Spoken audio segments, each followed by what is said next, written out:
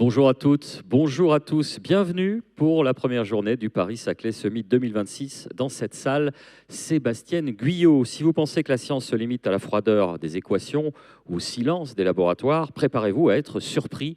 Aujourd'hui, nous allons démontrer que la recherche est une matière vivante, une matière brûlante qui se frotte aux réalités les plus complexes de notre existence. Nous allons voyager dans la complexité de nos cerveaux neuronaux aux confins...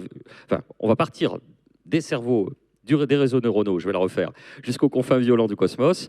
On va voir comment la science tente de réparer nos erreurs climatiques, comment elle réinvente notre héritage historique grâce au radar et comment elle se bat pour plus d'égalité ici même au sein de ses rangs. Moi, je pense que déjà, j'ai des petits problèmes de cerveau, alors ça tombe très très bien. On va ouvrir cette journée avec une question vitale. Que se passe-t-il dans le cerveau humain face à l'urgence absolue? Face à une complication soudaine, le mécanisme est le même. Le stress peut paralyser, aveugler et conduire à l'erreur fatale. J'en suis la preuve vivante. Mais aujourd'hui, cher public, les neurosciences ne se contentent plus d'observer ce phénomène, elles proposent des solutions pour réparer l'erreur humaine en temps réel. Et pour comprendre comment la technologie peut devenir le copilote de notre cerveau, j'ai le plaisir d'accueillir Clément Rouxel, délégué général du Fonds AXA pour le progrès humain, et le professeur et docteur en sciences cognitives Frédéric Dehaies de l'ISAE Supaéro, un expert mondial qui traque nos défaillances cognitives jusque dans les cockpits avec une modération de haut niveau qui sera assurée tout de suite par Anne Jean-Blanc, notre journaliste spécialiste de la santé au point. Je vais me refaire une santé justement du cerveau derrière. C'est à vous, sous vos applaudissements, mesdames, messieurs.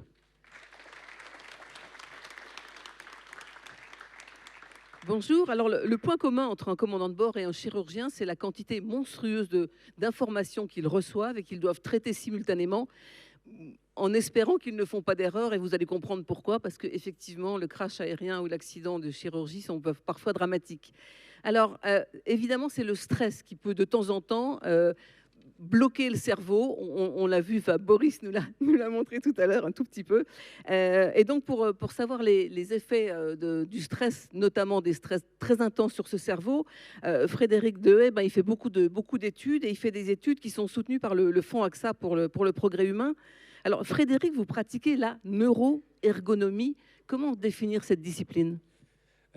Alors, avant de commencer à définir la discipline, je vous propose de commencer par une vidéo qui va illustrer vraiment les sujets qui nous animent, et on va pouvoir dérouler justement ce qu'est la neuroergonomie. Alors, la première vidéo... Alors, on les a pris un petit peu de cours, là. Voilà. Donc là, vous avez deux pilotes qui sont en phase d'atterrissage en aviation légère. C'est un véritable accident. L'alarme sonne depuis plus de 2 minutes. Elle est parfaitement audible dans le casque des pilotes. L'alarme est modulée. On a un troisième homme qui est le caméraman, qui non plus ne réagit pas à l'alarme. Et si vous voulez, l'alarme signale aux pilotes qu'ils avaient oublié de sortir le train d'atterrissage. D'accord ? Donc, et ils étaient persuadés, les pilotes, que l'alarme n'avait pas sonné. C'est en regardant la vidéo qu'ils ont compris que l'alarme avait effectivement sonné. Et j'ai pu travailler aussi avec des airlines où, quand il y a un événement aérien qui se produit, ça lève des warnings, et donc il y a des gens qui vont analyser les paramètres de vol. Les pilotes sont convoqués, et plusieurs fois on leur dit l'alarme a sonné, pourquoi vous n'avez pas répondu à l'alarme? Et les pilotes ont dit non, l'alarme n'a pas sonné. Donc juge de paix, on envoie chez l'avionneur, et l'avionneur dit si, l'alarme a sonné. Donc on peut avoir ces épisodes que vous avez peut-être connus de surdité aux alarmes. Et si vous voulez, l'approche classique pour comprendre ce genre de phénomène, et surtout en France, on a une tradition très psychologie, ergonomie, presque quasiment psychanalytique, alors qui est très bien, mais on va placer son pilote dans son simulateur de vol, on va l'observer dans son environnement naturel, mais on en tire assez peu de conclusions, parce que ces disciplines font l'impasse sur le fonctionnement du cerveau. Et à l'inverse, vous avez les neurosciences, c'est mon univers, qui a des outils formidables comme l'IRM que vous connaissez, des scanners pour regarder le fonctionnement d'un cerveau. Mais l'IRM, on ne peut pas la mettre dans un cockpit. Et puis les neurosciences, elles n'aiment pas sortir du laboratoire. Elles aiment bien rester avec leur blouse blanche, ce qui peut se comprendre dans un monde très propre, de la tour d'ivoire de la science. Mais nous, ce qu'on essaie de faire, c'est d'essayer de voir si on ne peut pas appliquer les neurosciences à des problématiques de facteurs humains, de neuroergonomie. Et la neuroergonomie, c'est l'étude du cerveau en dehors du laboratoire. D'accord ? Et pourquoi on peut faire cette science-là? C'est parce que maintenant, vous connaissez, on voit ça dans les pubs, à la télé, dans les séries américaines, on a de plus en plus de capteurs qu'on peut embarquer dans des lunettes, dans des casques audio, on peut mettre des capteurs pour mesurer le cerveau. Alors, on a des capteurs de moins en moins intrusifs. Et c'est justement la démarche qu'on a, il y a plus de 10 ans, que j'ai proposé à AXA, au Fonds AXA pour la recherche, de dire, voilà, on aimerait bien sortir les neurosciences du laboratoire, aidez-nous pour financer un projet d'envergure pour comprendre les effets du stress sur le cerveau des pilotes. Ça vous a tout de suite tenté ce projet, j'imagine? Non seulement ça nous a tenté, bonjour à toutes et à tous, mais en fait c'est l'ADN d'AXA que de soutenir, et c'est la joie du mécène aujourd'hui que d'entendre le scientifique. Donc le mécénat scientifique chez AXA, ça remonte à il y a plus de 18 ans aujourd'hui, avec la création du Fonds AXA pour la recherche. Tous les autres mécénats que nous pratiquons depuis 40 ans, depuis qu'AXA existe, la culture, la solidarité et l'art, nous l'avons réuni l'année dernière dans le Fonds AXA pour le progrès humain, dont vous avez parlé en introduction, et à l'intérieur duquel, en fait, on s'intéresse, évidemment, on voit les assureurs comme ceux qui règlent vos problèmes quand vous les avez. Notre rôle, c'est aussi d'anticiper les risques, de bien les connaître, de les préparer. Et donc, à cet égard, la science est évidemment celle qui nous éclaire sur la connaissance de ces risques. Et quand, il y a 10 ans, Frédéric Hervé, avec son projet, qui était assez novateur, parce qu'il est particulièrement modeste, mais aujourd'hui, c'est le spécialiste de la neuroergonomie, c'est lui qui a créé cette discipline, et bien d'un seul coup, évidemment, on lui a dit oui, et on l'a soutenu, et c'est important pour le mécène scientifique, sur le long terme, puisque la chaire qu'il tient aujourd'hui, elle est là pour 20 ans, elle est de 2014 à 2034, et donc au bout de 10 ans, il est déjà le grand spécialiste de sa matière, comme il vient de vous le montrer. Il a plus de 20 chercheurs qui travaillent avec lui, et donc l'aventure continue, et il va vous montrer comment elle continue. Alors justement, le chiffre que vous avez cité, quand on s'est parlé, m'avait étonné. 35% des pilotes peuvent zapper, entre guillemets, les alarmes en cas de stress majeur. C'est énorme. Alors, ce que vous voyez, ce genre de phénomène arrive extrêmement rarement, et les avions sont très sûrs, et on a une très belle industrie qui travaille beaucoup sur le risque. Là, on va étudier des phénomènes assez particuliers, mais nous, on a voulu comprendre ça, et la méthode qu'on a proposée, c'est néanmoins, et ce que je vous expliquais, d'aller d'abord dans l'IRM, après aller dans un simulateur de vol, et après aller en conditions réelles de vol. Et vous verrez tout à l'heure des extraits. Mais on s'est amusé à placer des pilotes dans une IRM. Et dans une IRM, on peut vous mettre des lunettes qui vous projettent un simulateur de vol. Et vous avez la main du pilote qui est en dehors de l'IRM et qui vient opérer le joystick. Et on leur a fait faire le Red Bull Race. Je ne sais pas si vous connaissez, il faut voler dans les villes à basse altitude, c'est assez fou. Et le pilotage est très pointu. Et en parallèle de cette tâche qui était très stressante, ils devaient acquitter des alarmes. D'accord ? Et nos pilotes, dans cette expérience, ont loupé 35% des alarmes auditives. Et nous, on trouve ça intéressant, pas rassurant, mais intéressant, parce qu'on peut avoir des images du cerveau qui entend les alarmes et des images du cerveau qui n'entend pas les alarmes. Et on peut faire comme les enfants, on va superposer les deux images et on joue au jeu de cette différence.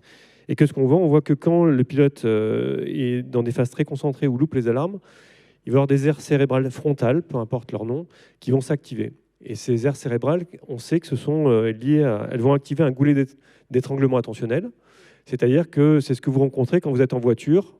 On est en vacances, il fait beau, on est saisi par la beauté des paysages, par toute cette poésie. On voit les oiseaux, etc. Et puis tout d'un coup, il y a quelqu'un qui traverse ou une voiture qui s'arrête devant vous. Et là, ces aires frontales vont s'activer pour focaliser votre attention sur la menace. Et ça fait du sens, si vous voulez, de cette focalisation d'attention. Mais on est allé plus loin dans nos analyses, parce que le cerveau, ce n'est pas des aires qui s'activent, mais c'est un réseau, d'accord, comme dans une entreprise, comme dans des groupes d'amis. Et ce qu'on a vu, c'est quand ce goulet d'étranglement attentionnel, donc ce réseau qui vous focalise, s'active, en retour, il éteint le cortex auditif. D'accord ? Parce qu'on a pu montrer que le pilote... Ils deviennent sourds. Vraiment sourds. Hein. Ils deviennent vraiment sourds. Ce n'est pas qu'ils ont entendu l'alarme. Non, ils deviennent vraiment sourds.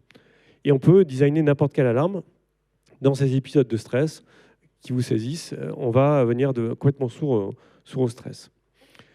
Et donc, la différence des cerveaux, c'est très, très évident. Vos images à l'IRM, pour vous, il n'y a pas... c'est clair, il n'y a pas photo, quoi. Non, il n'y a pas photo. Et après, effectivement, ce qu'on s'est amusé à faire, c'est aller en simulateur de vol. Parce que l'IRM, ça vous dit où ça se passe, mais pas à quel moment. Alors ça, c'est encore des questions de scientifiques, mais l'idée, c'est que si je tape, par exemple, comme ça sur ma cuisse, il faut 100 millisecondes pour que ça rentre dans le cortex auditif. Et donc, c'est du domaine de l'inconscient. Vous avez peut-être entendu un bruit, mais vous n'êtes pas capable de le traiter. Et 300-400 millisecondes plus tard, ça atteint la porte de la conscience. Et là, vous pouvez dire, la personne en face de moi a tapé sur sa cuisse, ça a fait tel bruit, etc. Donc la conscience met 300-400 millisecondes. Et en mettant des pilotes dans des simulateurs de vol, dans des scénarios très stressants, on leur a fait un feu moteur, enfin, c'était assez terrible la situation auxquelles ils ont fait face, on a pu montrer que le cortex auditif s'éteignait en 100 millisecondes et que les sons n'atteignaient jamais la conscience.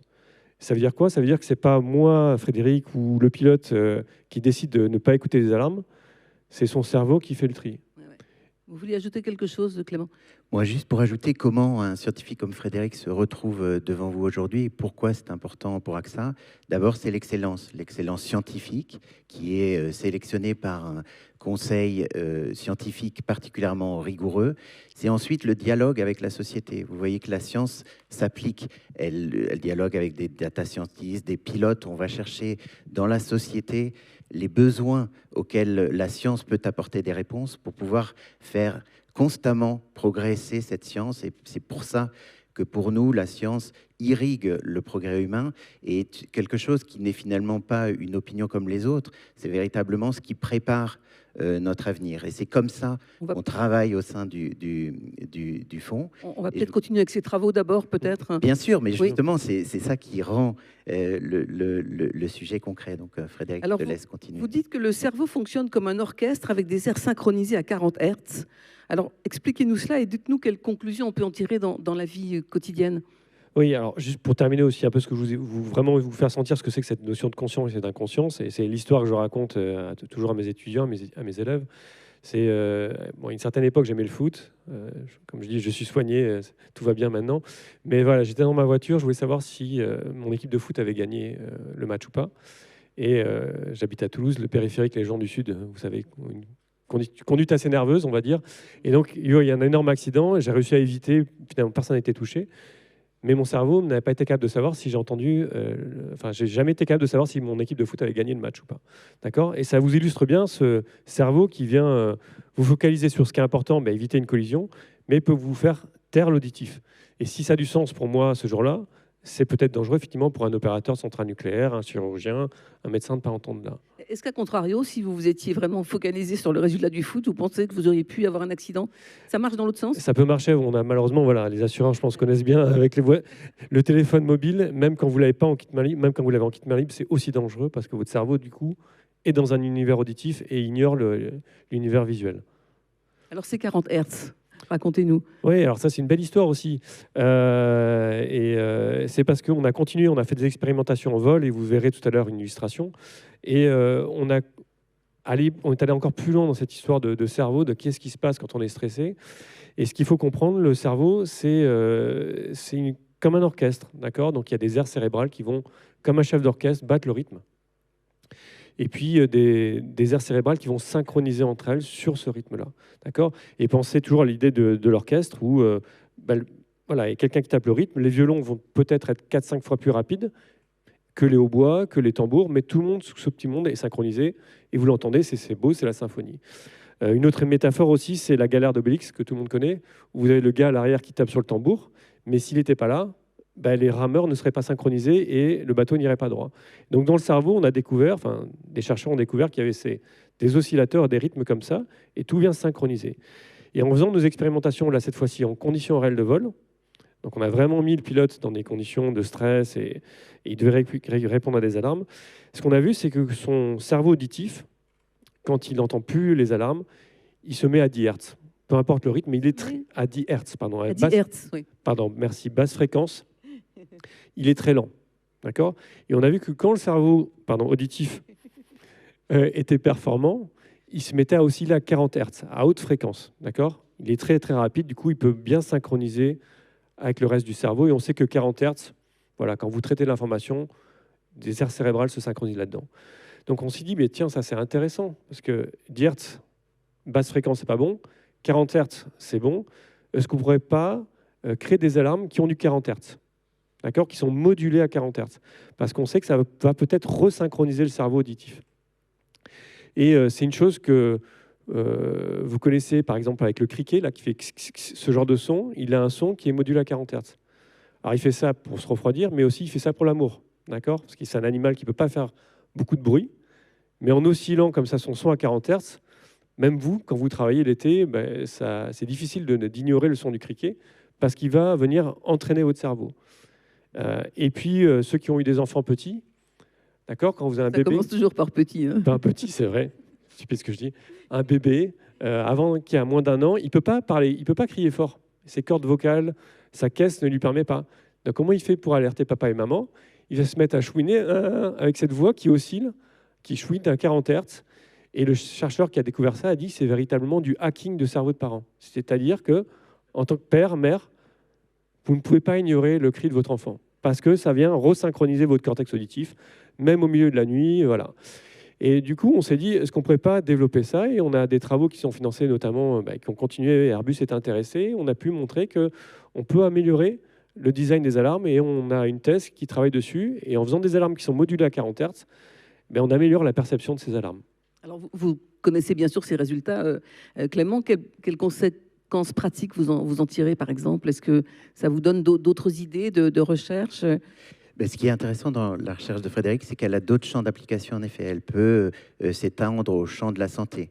Et très récemment, on a soutenu un projet qui s'appelle Awaken avec l'Université de Toulouse, avec laquelle Frédéric travaille également, sur ce sujet de la santé qui étudie en fait les inputs le cerveau pour les personnes qui sont dans le coma.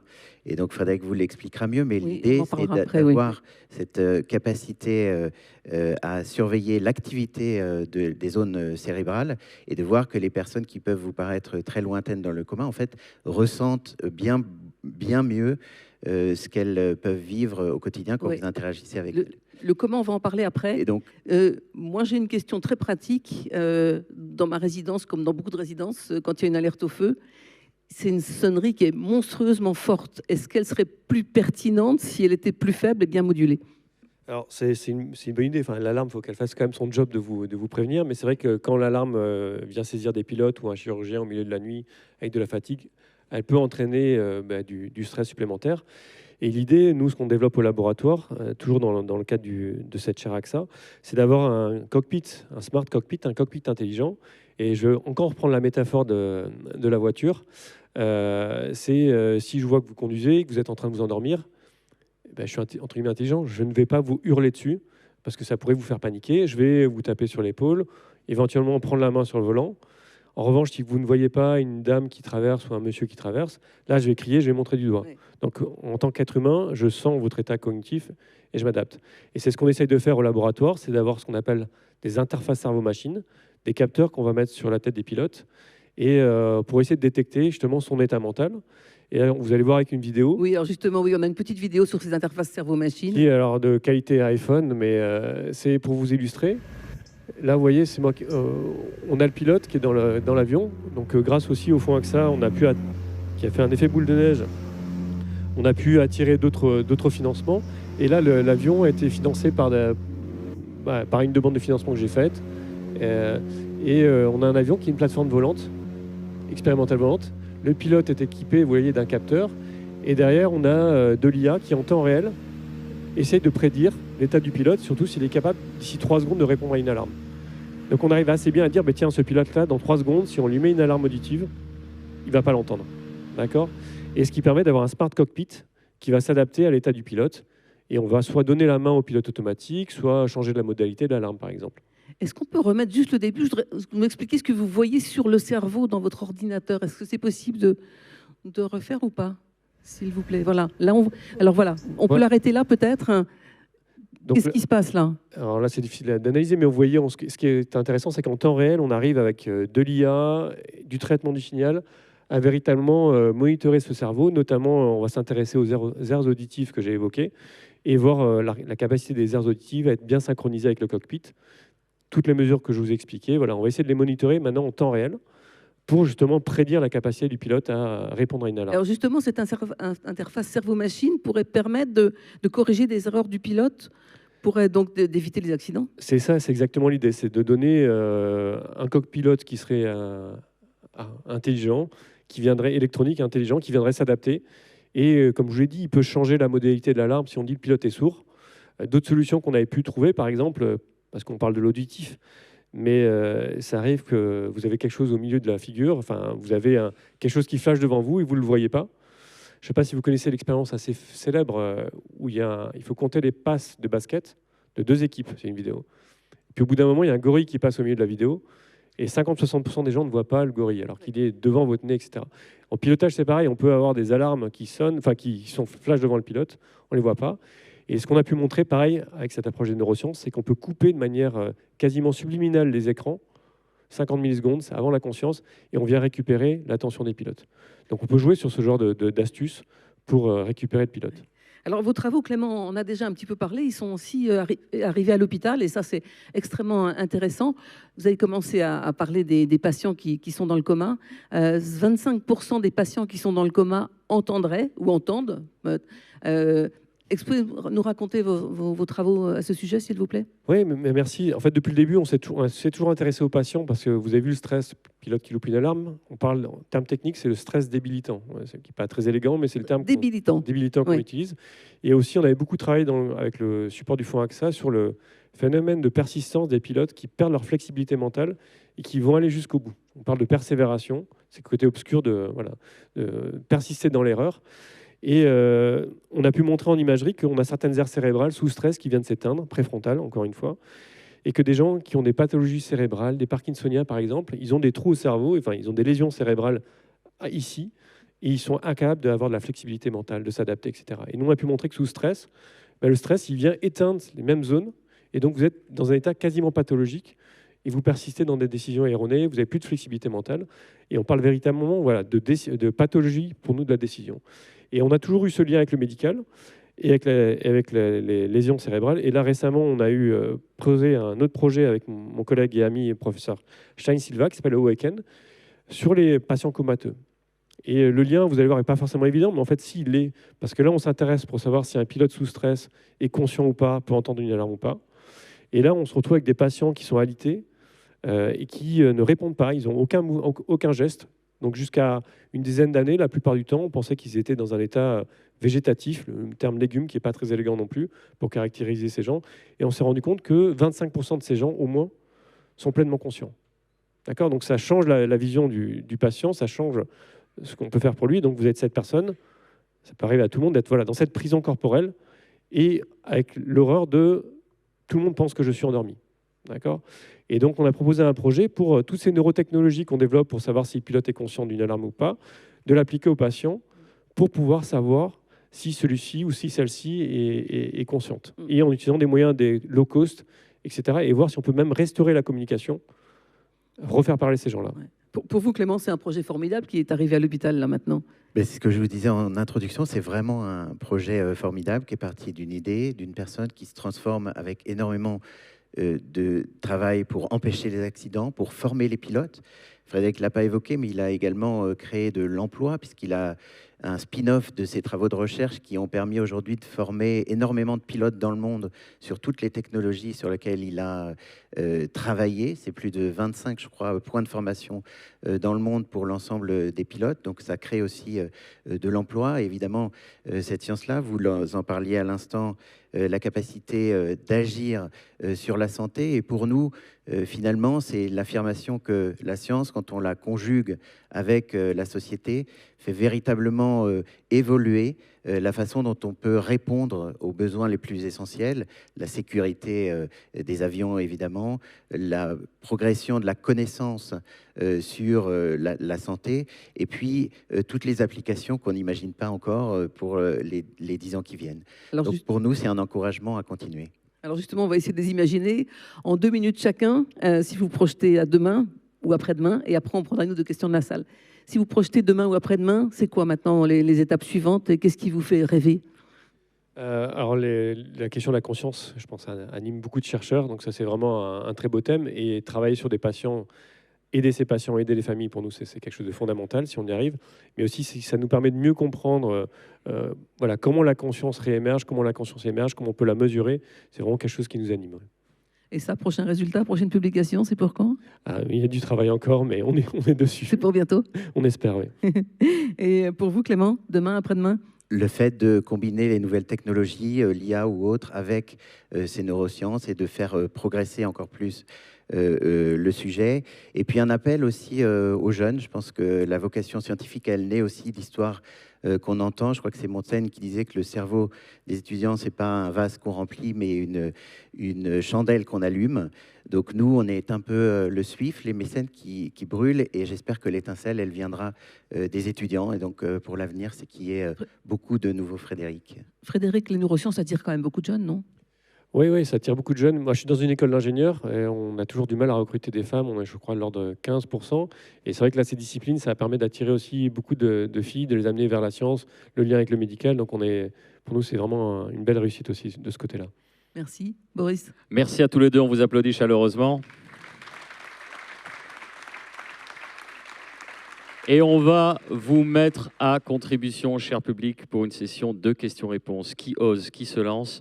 Des hôtes et des hôtesses sont à votre disposition. À droite, madame. Madame, on vous amène tout de suite un micro de façon à ce que celles et ceux qui nous regardent en streaming puissent entendre votre question. On vous écoute. Oui. Merci beaucoup pour cette présentation qui, pour moi, m'ouvre des horizons. Et donc, ma question concernerait les troubles du développement de l'attention, TDAH, qui semblent assez développés dans la population, en particulier auprès des enfants. Et je voulais savoir si vous vous étiez intéressé à ça. Alors, je ne me suis pas assez intéressé. C'est un sujet qui m'intéresse à titre personnel énormément. Et on est en train de... Pardon. Et on est en train de lancer on veut lancer des collaborations sur ces sujets-là pour aider les enfants. Et justement, en lien avec des technos qu'on a développés dans le cadre de la chaire AXA, on a peut-être trouvé des façons un peu pareilles de resynchroniser le cerveau. Je vous ai parlé de l'auditif, mais en visuel, en faisant des flashs qui sont subliminaux, etc., pour essayer d'améliorer les rythmes de l'attention des jeunes enfants. Donc, c'est des choses qu'on aimerait bien tester. Voilà. Et à titre de mécène, depuis 2021, on a lancé un grand programme qui touche la recherche en santé, notamment chez les enfants, avec les sujets de neurodéveloppement. On a soutenu beaucoup de chaires et d'initiatives sur ces sujets. Donc, non seulement on s'y intéresse, mais il y a beaucoup d'initiatives scientifiques en France aujourd'hui autour de ces sujets du neurodéveloppement des enfants. Une autre question dans le public. Oui, monsieur, on va tout de suite vous passer un micro. Alors, d'abord monsieur, et ensuite monsieur au milieu. Allez, on vous écoute. Désolé. Vous voulez que je me lève? Ok. Bonjour et merci beaucoup en tout cas pour la présentation. C'était vraiment très intéressant. J'ai une question par rapport à la vidéo que vous avez montrée, l'expérimentation que vous avez faite dans le cockpit. Je voulais savoir quelles données vous utilisez pour alimenter votre modèle IA. J'ai cru voir de l'électroencéphalogramme. Est-ce qu'il n'y a que ça? Est-ce que vous faites de la data fusion avec peut-être des caméras, des capteurs physiologiques? Oui, très bonne question. On fait de l'électrophysiologie. Moi, j'aime beaucoup l'électrophysiologie. Là, l'avion, on a aussi de l'eye tracking, donc on a des caméras qui sont embarquées dans l'avion. On prend aussi des données contextuelles de vol. On a de l'électrocardiogramme. On peut faire la spectroscopie en proche infrarouge. On va faire de la data fusion pour essayer d'améliorer le diagnostic de l'état du pilote. Oui. C'est tout à fait l'approche. Donc ça demande beaucoup de technologie quand même, tous ces travaux. Oui, dans mon labo, il y a des gens en neurosciences, des gens en traitement du signal, des gens en IA, des gens en facteurs humains. C'est un travail, il n'y a que comme ça qu'on peut y arriver. C'est par le dialogue entre les disciplines. Et nous, on a la conviction que la science est fondamentalement pluridisciplinaire. Et c'est en effet en faisant dialoguer tous les scientifiques, qu'ils soient technologiques, médecins d'ailleurs, ou autres, qu'on fera progresser encore plus la science. On va prendre une dernière question avec monsieur. Ça marche. Donc, je suis neuroradiologue. Compte tenu de la sélection des aires cérébrales, est-ce qu'on peut considérer que le téléphone au volant puisse être similaire à l'alcool au volant? Est-ce qu'il faut sélectionner, sachant que probablement la moitié de la concentration est prise par la conversation? On voit souvent dans des carrefours des gens qui passent au téléphone et qui se demandent ce que vous faites là, parce que vous n'êtes pas dans leur conversation. Alors là, c'est le préventeur qui parle. L'assureur, on a fait une étude il y a 2 ans, je crois, de ça, et on prouve qu'en fait, 80% des accidents de la route aujourd'hui sont dus à des défauts d'attention, et notamment le smartphone que vous évoquez. Ça remplace des anciennes causes de la prévention routière qu'on avait beaucoup étudiées, que ce soit l'alcool ou autre. Et en effet, ce sujet-là est un sujet qui monte, et je suis sûr que le scientifique a d'autres points à ajouter sur le sujet. Non, ce que je voulais rajouter, c'est qu'il y a une étude, le modèle de l'alcool, il est utilisé aussi pour comprendre la fatigue. Parce qu'il y a une publication récente qui a montré que Une déprivation de sommeil, c'est l'équivalent de je ne sais plus combien de verres d'alcool. Donc aussi, la déprivation de sommeil est aussi mauvaise en termes de temps de réaction, de capacité de concentration que l'alcool. Merci. Merci à tous les deux, merci pour vos questions. On a 17 secondes, allez-y monsieur. Moi je suis chirurgien. Alors, dans votre titre, vous parlez du bloc opératoire, mais vos travaux au bloc, pouvez-vous nous expliquer en 15 secondes? Ah oui, ça c'est difficile. Hein. C'est difficile. Non, il y a des travaux que l'on fait sur les pilotes peuvent s'appliquer, et moi je ne travaille pas sur le bloc directement. C'est le fait que nous, maintenant, on va au bloc, c'est-à-dire qu'on essaie de monitorer le patient, on essaie d'amener le laboratoire qu'on amène dans le cockpit, on veut l'amener au chevet du patient, et notamment les patients comateux ou des gens qui ont des troubles comme l'héminégligeance, etc. Donc c'est plutôt ça, voilà. Est-ce qu'on peut dire que le chirurgien augmenté est un chirurgien hyper stressé? Le stress est le même, le manque de fatigue, c'est des conditions parfois difficiles, hein, les mêmes que des pilotes. Donc et il faut prendre des décisions rapides sous stress, c'est beau métier. Merci encore, on vous applaudit, merci à tous les deux.